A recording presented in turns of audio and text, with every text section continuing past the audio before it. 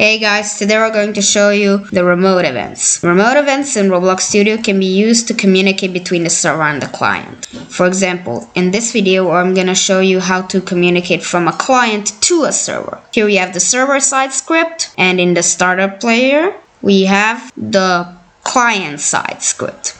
The client is going to send a text to the server, test text.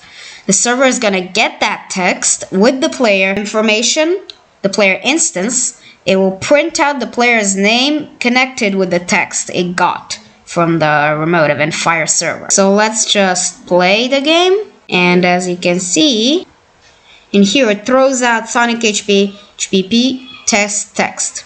So what happened is a local script. It sent something to the server with this here, with the test text that we got here. The server got the player information and the text information and printed it out. Actually, you don't have to send data with the remote event. You can send whatever you want. It's really simple. You can use it as a request to send data and something like that. So that was pretty much it for this video. You can also do the other way around, but I'm not going to show that in the video. I might do that in the future. But like if you found this helpful, subscribe, comment, and bye.